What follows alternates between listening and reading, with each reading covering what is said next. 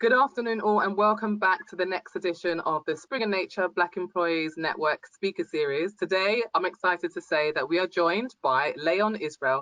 He is a Senior Forensic Analyst at Charles Schwab. Hello, Laeon. Thank you so much for joining us today. Hello, my pleasure. I appreciate you inviting me to come and talk with you today. Oh, literally my pleasure.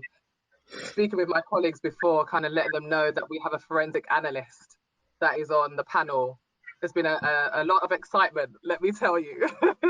You know, the forensic side, cybersecurity, that kind of side of the business is something that we have like a dedicated core of our Spring Nature business. So we were very excited to pull you on to the speaker series. So thank you so much for being a part of it. So yeah, just wanted to kind of kick things off with a few questions that we have. And the first one is, I'm not very tech savvy. Anyone that knows me, anyone that works with me, family and friends know, I turn on my laptop, right? I Yeah, type, I send an email, I switch it off, I close it down. With your background, obviously I've seen what you've done and I've seen where you've worked. Could you give our viewers a breakdown of what your current role is and what your responsibilities are so people can get an understanding of what a forensic analyst does at this organization? most definitely, most definitely. Once again, it's a pleasure to be here and to elaborate on my skill set. It's a good thing. Definitely want to give a little bit more details about what forensic analyst type of work involves. So my role, it's a bit different. It falls under the Schwab Corporation Governing Procedure for Internal Investigations. And our corporate oversight leaders have delegated um, officers or designees to conduct investigations on individuals, which provides HR, um, for financial crimes, and oversight, because our responsibility has these investigations to come up with different types of information to help towards legal prosecution or things of that nature. Right. So in three designated areas, investigations by corporate delegates, legal HR, and matters of interest in cybersecurity and events on networks or hosts. And then we do a little bit of e-discovery for production or preservation. Right. Wow. Okay. So for me then, how I'm trying to get this in my mind, right? Okay, because as I said, no technical experience here at all. So with us being locked down, let's say we've been locked down for a while now, right? In the midst of the pandemic. So Most would you say then that there has been maybe an increase of kind of cybersecurity risks and kind of maybe more fraudulent things happening online than maybe beforehand? Because I know I've seen a few things more regularly than I've encountered before lockdown. Would you say that would be the case? Yes, most definitely. There's definitely an increase of risk, and that's an increase of data being communicated back and forth. So you have a tendency to need to go to more devices and pull information and basically see what's going on, see where the risk lies. So Of course.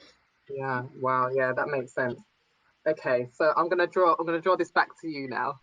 I want to know okay, a little bit about more about you. So, you know, your field is highly technical, as you've just explained. Would you be able to let me know what are your three most gratifying accomplishments in your career to date? Um, whether it is with Charles Schwab with your current role, or whether it is a kind of in the lead up to where you are now, so along your career path. yes. So the first and foremost is, of course, obtaining certification and a degree in the field, because that gives you confidence about the work that you're doing, the knowledge when you're discussing matters with people, or if you have to present. The second would be, of course, becoming a mentor, because it's always good to give back.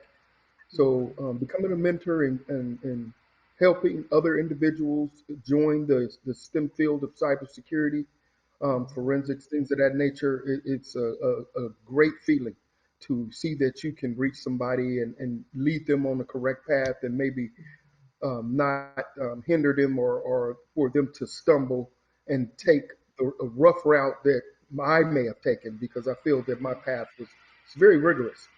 So Hmm. it's becoming a lot easier for the young youth to join the field currently today. And then I Hmm. say, last and foremost, um, it will be becoming a subject matter expert in my area of expertise. Hmm. So still having that monumentous learning curve, and realizing that there are still things that can be learned and passed on. I would say that it's the most gratifying is you become an expert, and then you're able to also teach. Yeah. So No, that is incredible. I must say that that has been one of the trending kind of topics within the conversation is mentorship. Has been a a real big subject matter.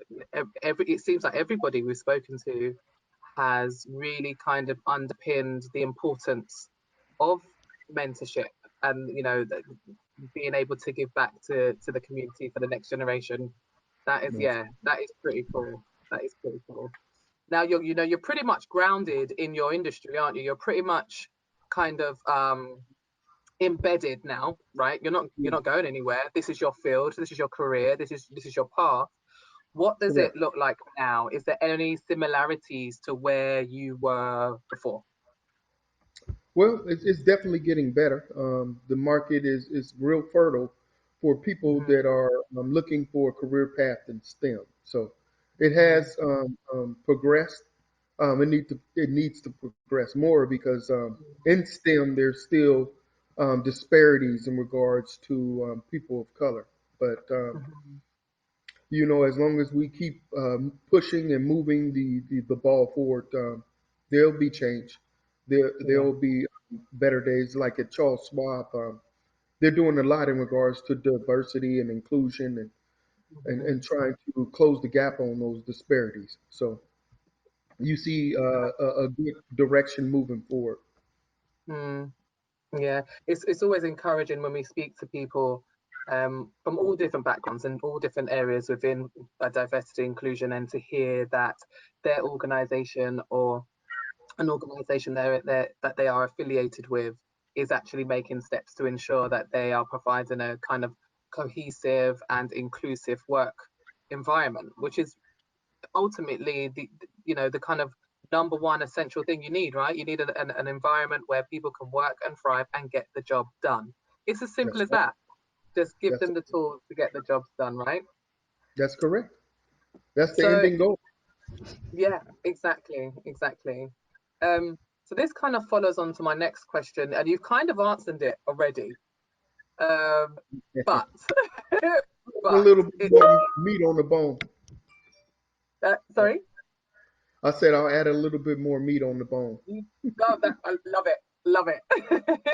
um, so in regards to the the kind of academic side, and also the kind of, let's say, the corporation side, do you feel that, and as I said, you have touched on it just now, but to get a more in depth into this, do you feel that the conversation of race in STEM is a priority with organizations within the industry? So do you feel like you've just mentioned just now that your organization um,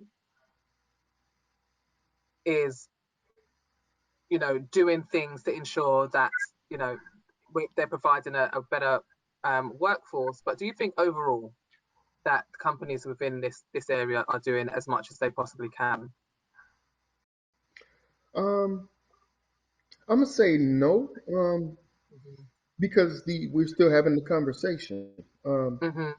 I feel that the industry is still unwelcoming, and that we do notice sort of an uptick after the George Floyd incident and that death, and we do notice a renewed spark, Mm. around education and racial inequality. And we know that these discussions are being brought up. And I seen the article. It was called by Amplify Race and Reality in STEM and Mhm. things of that nature. But there's still, other than um, the industry that I'm in, we see inequalities in medicine and finance, construction, um, you know, farming. Even though they just passed a bill to help more black farmers, there's Mhm. more discussion that need to be made, more changes that need to be had. Yeah. But Yeah. I believe that spark and a new interest is happening, and we just have to keep, driving the point home, and yes, try to get this industry changed in regards to STEM, so that Mhm. there can be more and better opportunities. We understand that the corporate companies can do more. There's more to be done.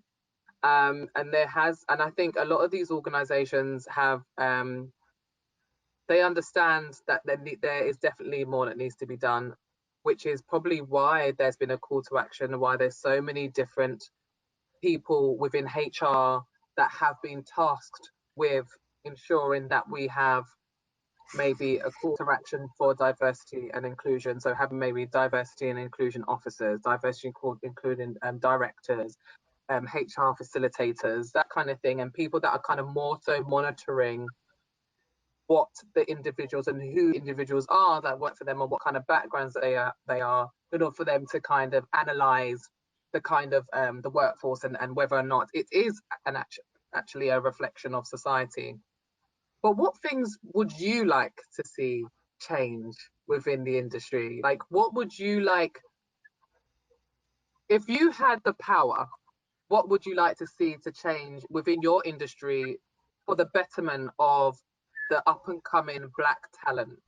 What things would you like to put in place, and how would that progression of those currently navigating their career, what what can they do to help their plight?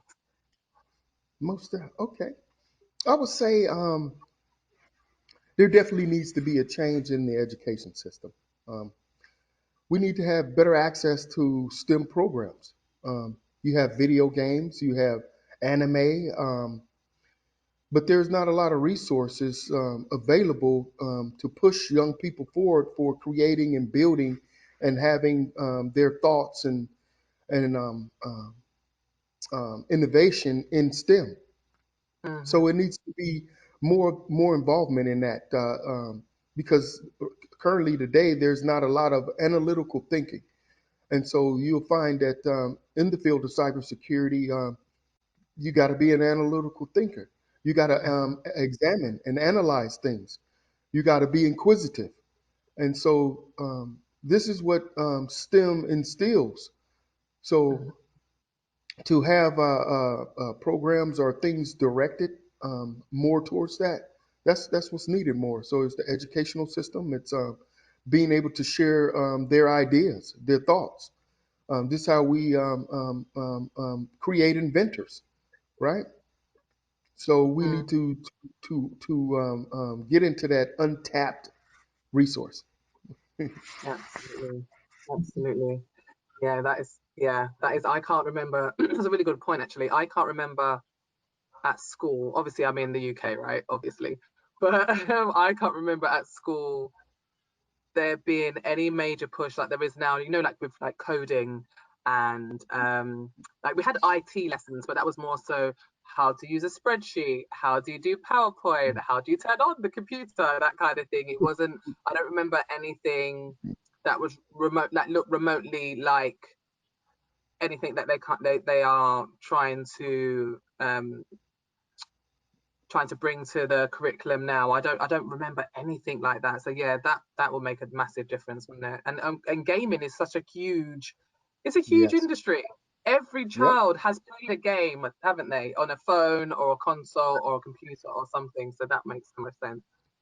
That's correct. Definitely. Mm. So what about in terms of like, the progression of the people that are currently navigating their careers? Like how would you advise that they with your career, as I said, I'm such a novice when it comes to your career.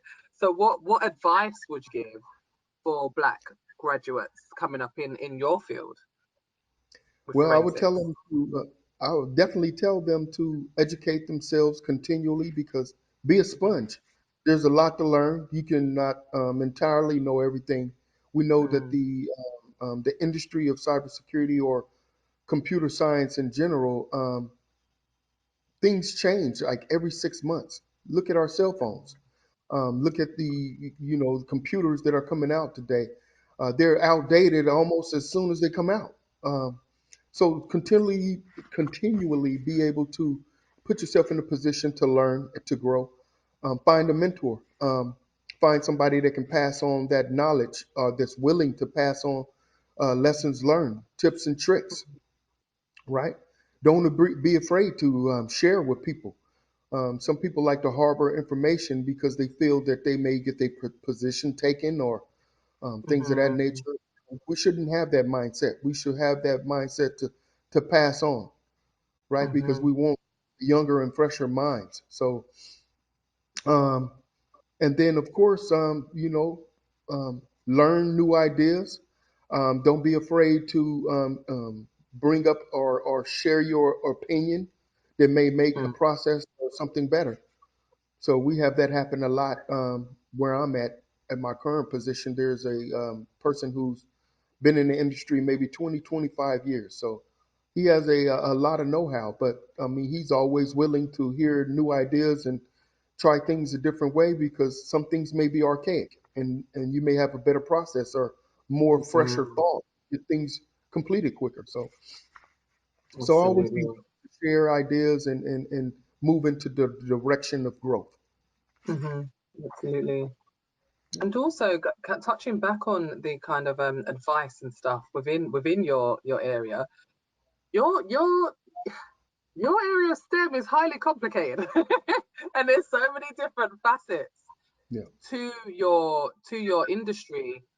Could you give us like a bit of maybe a top line of like the different areas that come under your remit? So obviously you're in the forensic science, and you mentioned like obviously like cybersecurity, so that could be maybe obviously finances and corporations and that kind of thing. Is there other areas that you could maybe disseminate to our viewers that could be looking into your industry but maybe didn't know that that was also part of the big matrix, which is like forensic analysts and that type of the business? Most definitely. Like I said earlier, I started off building computers from scratch, just being having that inquisitive thought. So there are many paths in regards to cybersecurity is so general. And you're Mm, right, you go into information security from there, and then you can drill down and fine tune that. So, mm, like experience in like computer hardware, computer software. My degree is actually in electronic engineering and industrial manufacturing robotics. So you can right. have your hands in electronic technician or just learning how electronic circuits work, and it'll give Mhm, you a mindset of how components work together. So that's how mm, I start, and then you right. can move into identity and access management, help desk. I had a job as a help desk technician, a help desk support, and that helped a Mm, lot because I delved in not only computer hardware, but also software, doing upgrades, mhm, protecting and patching against vulnerabilities. All that will help and lead you to the path that you want. So I never took the experience that I had and felt that it took me in a direction that I shouldn't have um, moved towards. Everything mhm, helped to get me to where I am today. So everything can be used, no matter how small or minute it is. Just to get your foot in the door to get that knowledge, you may need to spend some time in a certain area for a little, for a while. It all helps. mhm, It all helps the overall goal, which is mhm. getting you to who you want to become or what you want to be, and help you to provide the information and knowledge to pass on to somebody else. Absolutely, no, that is great. It's helped me to get my mind around it as well. To be honest with you, I'm gonna circle back to the. Oh, sorry, what was you gonna say? I was actually going to tell you about a saying that um, when I worked for the Federal Bureau of Prisons, it was a manager. He was probably the best guy I ever worked for before in my life. And he gave me a saying when I first started. And he said, hey, if you want to have your mind right on information technology and being a great specialist, he said, always look for horses and not zebras. What? What are you talking about? Mm, And he said, mm, well, you have to go to a zoo to see a zebra, but you see horses all the time. He said, so those are what you look for in regards to computers. You're looking for the common things. Is the power on? Is it plugged in? Things of mm, that nature. Don't go for the complex things like zebras, mhm. from the first get-go. So that helped me a lot in changing my mind frame of, first start simple and then go complex if I need to, but cover my basics. No, that's a good saying. That is pretty good actually. Yeah, That yeah, is very wise words, and it makes sense, right? Not to overcomplicate everything, right? No, exactly. Yeah. definitely. So this will kind of quite a good segue on to the next question actually. Do you have any role models? And I can imagine what you just said about that gentleman that you used to work with. He's probably up on that list, right? Do you have any Yes. role models that inspired your career? And also, if you have, what was the impact, like the lasting impact or lasting impression that they have on you and your career? Okay. Yes, I definitely have. Uh, my role model was an experience I had. So in Hmm. the Navy, I was on a ship, the USS Enterprise, and the department I was in, it was called a deck seaman. I was in it was a boatswain's mate department, and we were in charge of the upkeep of the ship. Hmm. Uh, it's a very important job, mooring the ship, doing the Liberty boats, things of that nature. Well, there was a department, and they were in charge of what we would call a computer lab. So I went into the computer lab one day, and I logged on to the computer, and I started to see things, and I looked around. I took a look at the people that were working in the department. I took a look at the equipment that they were working on and mastering, and I said to myself, "What are you doing? Look at yourself." I was in coveralls, paint, grease. You know, it was just it was a horrible look. I was these guys they were like pressed pants, iron shirts. They look sharp, shine boots, Hmm. and the knowledge that they told me about because I asked a lot of questions like, so how does the computer hook up to the internet? This was during Windows, I want to say 3.1, but a long time ago. Um, and I was very inquisitive. Wow, Windows and how is it talking? How is this cryptography working? And they they were able to tell me a lot of information, and it piqued my interest, and it had me take a hard look in the mirror at what did I want to become, and what was I doing? Where was I going to have a career in? And that's what I wanted to do. I wanted to do the data processing, which eventually became computer information, and that makes a long story short. So that was my role model, was the experience that I had of realizing my goals and objectives weren't set high enough. Hmm. Oh, that's a great story actually, because that would kind of ring true for a lot of people when they're in a situation, right? And you are doing what you're doing, which is the norm, and then you see something that looks more kind of more rounded, more kind of shiny, glistening in the Yes. distance. How do I get a piece of that?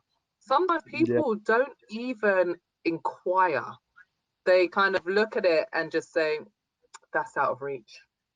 Yeah. Yeah, Yeah. I don't think I'm equipped to do something like that. But what is really great to hear is that you were just like, nah, excuse me. What are you doing? What is this? And it's really Exactly. encouraging to hear, you know, Yes. Yep. really encouraging to hear that, you know, sometimes our pride sometimes can get the better of us where we don't want to ask questions. That's correct. Yeah. Sometimes we got to suck that pride up. You know, that pride will get you in trouble. Yeah. You know, it'll take you down a path that you don't want to be in. And, you know, just you got to be humble, you know, because when you Mhm. have that humble spirit, you actually, that's what help you give back. That's what help you ask the right questions. You know, when you Absolutely. have that integrity to say to yourself, okay, Hmm. it's not about pride. Let me get the answers that I need. I mean, it doesn't hurt to ask a question. I mean, it can be Exactly. either yay or nay, and they can provide summary and detail with that. And you Hmm. know, that's what I try to do. That's the mindset that I have when people ask me questions, or when I'm mentoring young men or young women, Hmm. and they ask me questions about a particular topic or a field, and that's how I give back to them. I just picture myself of when I was being asked, or Hmm. when I was asking the question about, hey, so what makes this computer work? We're out in the middle of the ocean. Um, Exactly. where Exactly. are we How did communicating that with? happen? Yeah. No, that is great. No, I love that, and I'm hoping that, you know, the people that are watching our interviews and reading our little segments really do kind of glean to that advice, because Mm. if my mantra for as long as I can remember, and anybody that knows me, is if you don't ask, you don't get. It's as simple as that. Like literally, it is what it is. You know, if you want to sit there and not know, then don't ask questions. But if you want to know, just ask, you know? Hey, this is a saying about a baby. So, which baby in the nursery gets fed the most? The one that cries. There you go. So those There more you baby go. gets fed. Absolutely. Just keep on crying. Yeah, I got a question. Absolutely. Yeah. Yeah, yeah. Exactly. Exactly. Well, I've only got one more question. This has been, this has absolutely flown by, but I have one more question for you. Okay. And this one is, I love this question, and I'll probably say this on every interview. I love this question because the answers that we get are so varied. So, you know, with, you know, Black history, you know, Mhm. in the UK, it's October, in the States, it's February. Um, Black history is a very forgotten history. Of all the different histories, it's a very forgotten history. Um, Black history has a very dark past, as we know, Yes. and even to this day, there are various you know, scenarios, issues, events that have happened in the not too distant past, um, that has kind of rears its ugly head, and we feel as though um, Black history or blackness kind of takes a few steps back in regards to events and different areas like that. However, putting that aside, can you give me a kind of an understanding, or actually, let me rephrase this. Do you have a segment of history that has inspired your career, or an inventor, a Black inventor that has, it could be something so minute that has really shaped or reshaped the way that we think of things and use things and work and navigate ourselves around society, that maybe some people may not know, Black or non-Black, may know or may not know? Most definitely. Um, Hmm. so before I bring up my inventor, I just want to say, um, looking at the Black inventors in our past and our history, looking at current events, experiences that I may have went through, you may have went through, other people that we see in our lives and interact with, you have a tendency to build what you would call stereotype management. And Mm. I've seen this a lot in history. A lot of us have to deal with stereotype management. And what that means is um, having specific actions and steps to deal with prejudice and perceptions as a result of our identity. So, my first inventor was Thomas J. Jennings, and he was an inventor back in 1820. He was the first um, African American man to receive a patent. He received the patent in regards to dry scoring, coming up with the dry cleaning method. Um, and what I liked about him so much was that not only was he the first man to receive a patent, what he did with the money was free other members of his family. And he lived Hmm. during the time period in New York of Seneca Village. And what Seneca Village is an area of New York um, where Central Park is currently today. It was a community of free men, a community of businessmen, um, which is no longer there today due to eminent domain, where you have the government or private organizations that can come in and take over property, land, and things of that nature. So I loved his story. I love him being the first man to receive a black man to receive a patent, and what he did with those funds. And I also like I think his name is Mark C. Davis, and he was the first guy that he worked for IBM. He worked as a part of a team, and he helped create the first color computer Hmm. Hmm. or color monitor, I would say.